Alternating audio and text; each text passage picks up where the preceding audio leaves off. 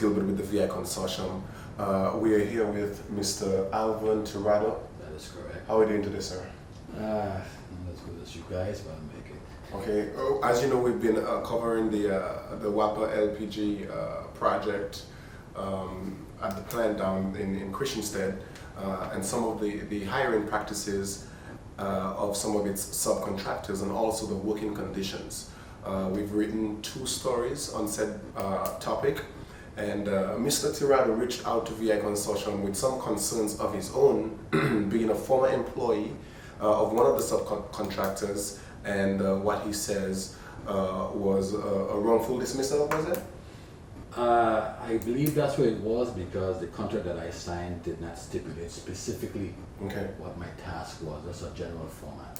And so Mr. Tirado also spoke to us about certain grievances in terms of working conditions at the project, which he says might have been the cause for his dismissal, because he was vocal and speaking up on certain issues.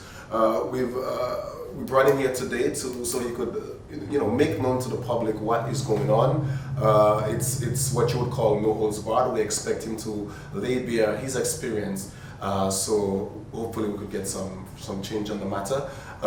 So Mr. Tirado, you were hired on December 8th, you said, of 2014. That is correct. By which company? A company called Pro Energy. You were hired by Pro Energy. Can you break down to the people what was the process of being hired, and how long did said employment last? Well, on December, I think it was December 8th, Mr. Carlos Neves Rodriguez, which is one of the co-owners of Pro Energy, he briefly did a very concise interview at the main gate, explaining to me, once hired, I will be working as a plant electrician, trying to follow through and complete all the terminations of the LPG system tying into the existing WAPA system. I was not specifically told by Mr. Carlos Rodriguez that I will be specially assigned to one of GE engineers. His name is Mr. Mohammed, and they did assign me to him when he told me to meet Mr. Carlos Rodriguez. Told me to meet a Mr. Benjamin, who is his field supervisor. Apparently he couldn't even speak English that well either. And communication is a great problem with these companies that are coming in to work for WAPA on this LPG project. I was kind of reluctant to go and work for this company, knowing the history that was going on with Vital hiring practices. So, but because, like everybody else, we have bills to pay, and children to feed. So I went ahead and I accepted the agreement based on the interview. Now, when I went in and I met one of the supervisor, Louis, who speaks English very well, and also speaks Spanish very well. And apparently it seemed like GE is the one that actually looked like they're the one that actually hired Pro Energy through Vital contract that they won, because I think it's a GE project as well too. Okay. And I met with Mr. Lewis. He explained to me almost the same thing that Mr. Carlos Neves explained to me, what I'll be doing. Then out of the blue, they assigned me to Mr. Mohammed, the GE General Electric engineer, who speaks English only. And apparently he had a lot of communication, so he probably put his foot down and request that somebody come and work with him that speaks English.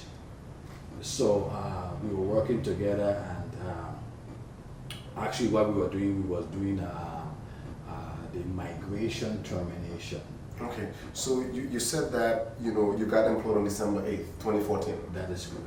in your correspondence with us, you also mentioned that you were sort of vocal in some of the things that you saw happening at the project. That is correct. Can you make known some of the issues that you were vocal about?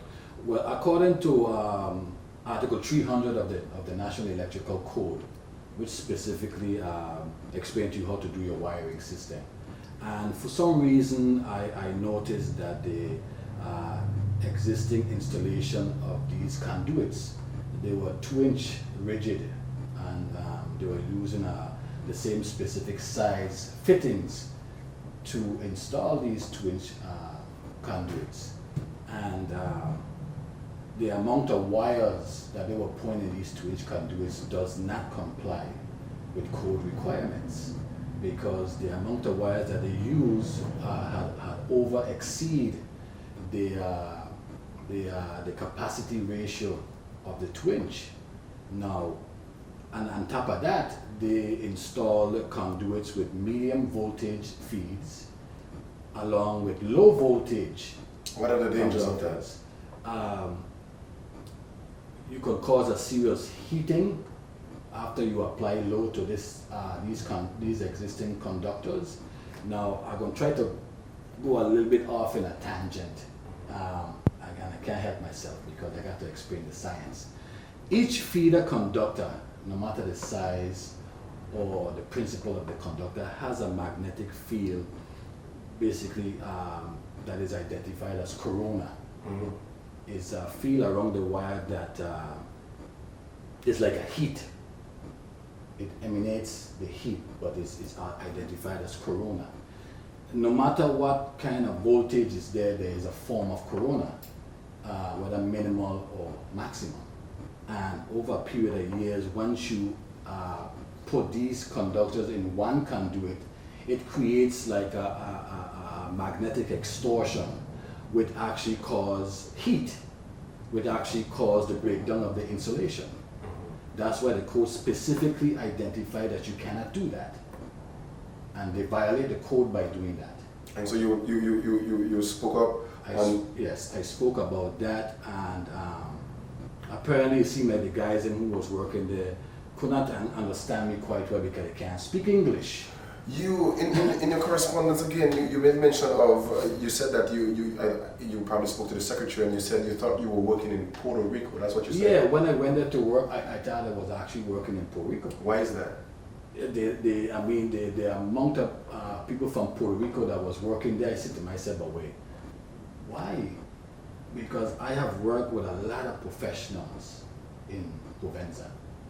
Been in there for 15 years. I've worked with a lot of guys, most masons, pipe fitters, millwrights, that could practically do the entire facility with their eyes closed. And we're still here, but nobody's giving us a job. And that kind of confused me in so many ways. And so, moving along, on December 20th, you said you received a correspondence via text message? Yes, by the same individual, Mr. Carlos Nieves. What did the text message say? It's telling me that my job assignment with GE, the migration termination was finished, so they don't need me to come and pick up my tools. I said, well, that just don't make any sense. So I text him back. That's 12 days later. Yes, so I text him back. This was on a Saturday evening. I text him back and I asked him, I don't understand what this text means, because you interviewed me and you specifically told me that I am going to be working in the capacity of a plant electrician, helping them to run conduits, completing all the terminations during the duration of the project. This is what you explained to me. I don't understand, and he never responded. As a matter of fact, he was totally oblivious. He didn't even care to respond in any way, you know. And you sent him a text message? I sent him a text message asking him the question. Did you try calling him? I tried calling him, but he never picked up the phone. So when I managed to get in Wapa to pick up my gang bags, that's my toolbox, a lot of the guys, I want to make this clear. It has nothing to do with the Puerto Rican people, because I'm 3/4 Puerto Rican, okay? And they're just trying to survive like everybody else, which I understand completely. I blame this whole situation and basically WAPA officials and our elected officials for not doing what we vote them to do to protect the people of the Virgin Islands. And the honest response I keep getting from these individuals or elected officials is that the laws, they're not violating the laws, but I don't understand what does that mean. Puerto Rico has to adhere to the same laws, okay? Right. Are the same labor laws, but apparently it seems like Puerto Rico's main concern is to protect their people and make sure that they make money to feed their families. I don't understand. This project was specially spearheaded to alleviate the unemployment problem in St. Croix, but instead it hasn't done that. And so you picked up your tools. Have you tried communicating with the persons you mentioned in management at the subcontractor? I tried to speak to Mr. Lewis, and I guess I get the same political rhetoric. They can't discuss it. I have to get in contact with Mr. Carlos Nieves, because he's the actual co-owner, and Mr. Lewis, he actually represents GE. And so, why, apart from, probably, why do you think they would have let you go so early? Why do you think? I'm not too sure, but when I started to identify a lot of the electrical discrepancies, like the overloading of the capacitor ratio of the conduit, and the type of fittings that they use in certain areas of the conduit, and I tried to explain that it's not in compliance, because in Hovenza we have a QC, quality control, quality assurance inspector that comes in and makes sure that these compliance are incompatible with the code, it's compatible with the code. And when I started identifying that, as a matter of fact, when I used to speak to Mr. Mohammed, the GE engineers inside the substation, I told him, I said, but wasn't it better to revamp the PLC system before you do the migration? He said he was just assigned to come and do the transition. He has not to do that. And so this project is all the propane project happening at Wapadam, isn't it? That is correct. And so you're now unemployed. That is correct, unfortunately. And you've still been trying to get back in there, or have you been seeking employment elsewhere? Or we know it's difficult right now on the island, but what have been your course of action? What have you been doing in terms of employment? Well, I've been, I guess, running around like a chicken up my head, trying to speak to the people who has the authority to make the difference. I have tried to reach out to a number of politicians, Mr. What's his name, Paladin Nelson. I have spoken a number of times to Senator Hansen. I've spoken a couple of times to Ms. Senator Young on the phone, and basically I have even spoken to Mr. Nobel Francis before he did the swearing in, and everybody basically said the same thing. We have to try to change the laws. I don't really understand, because the procedures state that WAPA was supposed to be working hand in hand with labor, identifying these positions that should be filled. Because I remember very vividly that the Commissioner of Labor, the former Commissioner of Labor, made a statement both in Avis on public media that he is going to make sure that when this project starts, he's going to make sure that the people of the Virgin Islands will benefit from this project. And it has not been done. There's a contract, again, you in your correspondence, there was a contract that you signed. Which company made you sign said contract? Pro Energy. If you didn't sign this contract, you would not be employed. It's basically a general formatted contract that you sign for any private industry. Mm-hmm. Because Hovenza would make us sign these contracts as well, with, along with your W10 or W24, whatever they call it, IRB form, right? And apparently, Puerto Rico presented this contract, and I questioned it before I signed it, because all it does is identify Puerto Rico laws. Mm-hmm. Puerto Rico Internal Revenue Code laws. Now, I don't really understand why would you come in a different country than your own and bring your laws with you, right, for the people of that country that you're working with, right, to sign laws that pertain to your country. I've never heard that before. Right, yeah, right. Of course, their laws would not be instrumental at all in the Virgin Islands. They would have to go by VI law. I would think so, because I have worked in Oventa for years, and the contract that they make with site actually reflect the laws of the Virgin Islands. Yeah. And these are companies come from Louisiana, Oventa itself out of New Jersey, and their contract would actually identify the labor laws for the Virgin Islands. So indeed, it would not be relevant. But what are some of the key points in there that you feel like it's basically a general contract telling me what I was hired for, which I mentioned, to do electrical work, during the duration of the project, or if I violate any form of the contract or the company laws, will be dismissed. And you don't feel like you violated anything? No, I have not. And it didn't specifically identify that I would be assigned to work with GE, and when GE is finished, my job is done. So another question I wanted to ask was, you said when they hired you as what? To be? As a plant electrician. Plant electrician. And when you were dismissed, was there still work that in relation to your specific? They have months of work to do, catching up to do. A matter of fact, on the Thursday and Friday of that Saturday when I received my text, 4 brand new people came from Puerto Rico to work.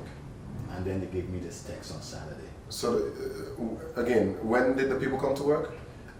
Between Thursday and Friday. And you received your text when? On that Saturday of that week. Of that week. Evening, yes. And as soon as they hired 4 new people. 4 brand new people from Puerto Rico.